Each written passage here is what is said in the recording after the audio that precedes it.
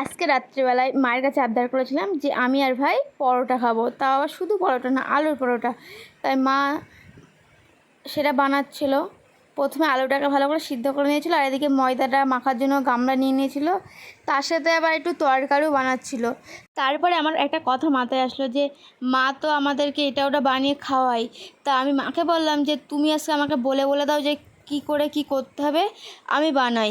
তাই এখানে আলুর পুরটাকে মশলা দিয়ে কষাবে বলে তাই তেল দিয়ে নিয়েছিলাম। এদিকে এই যে মশলাটাকে মা করেই দিয়েছিল, এবার আমি এই মশলাটা তেলের উপরে দিয়ে নেব।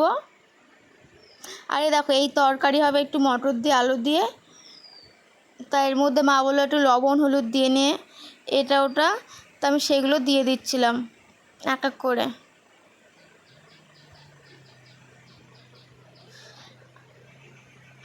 তা আমি কিন্তু মা আমাকে বলে বলে দিচ্ছে সেটাই করছে, আমি কিন্তু একা হলে মোটেও করতে পারতাম না।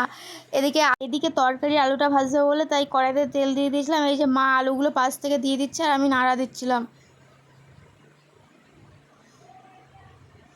আর এদিকে প্রায় মশলাটা কষে গেছে, এর মধ্যে একটু চিনি দিয়ে দিলাম আর আলুগুলোকে দিয়ে দিলাম। আর এদিকে মার ময়দাটা কিন্তু মাখা হয়ে গেছে, আর এগুলো আলুগুলো ভাজা হয়ে গেছে। আর ওইদিকে আমি পুরটা একটু চেখে দেখছিলাম যে কেমন হয়েছে, দেখলাম ভালোই হয়েছে।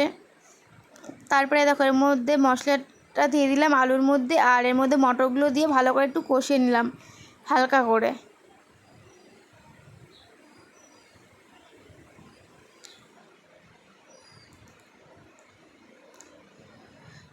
তারপরে এর মধ্যে জল দিয়ে দিলাম। আর এদিকে আলুর পুরটা তো রেডি হয়ে গেছে, আর মার ময়দা মাখা হয়ে গেছিলো, তাই এর মধ্যে গোল গোল করে আলুর পুরগুলো দিয়ে দেবো।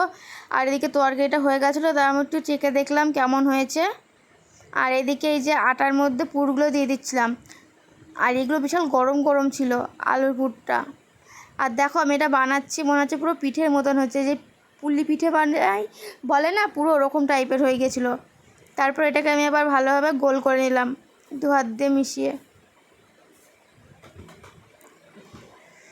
তা সবে এই কটা হয়েছে মাত্র, এখন অনেকগুলো আছে, সেগুলো করতে হবে। তাই বলছিলাম তোমাদেরকে। দেখো আমি কিন্তু শুধু এগুলো করিনি, আমার মাও করে দিয়েছে।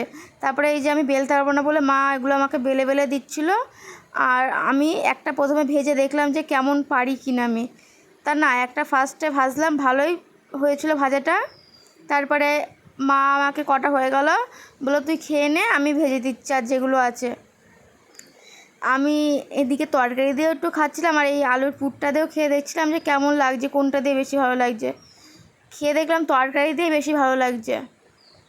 তো আমি ফার্স্ট টাইম এইভাবে বানালাম, একা একা তো বানাইনি, মা আমাকে বলে বলে দিয়েছে।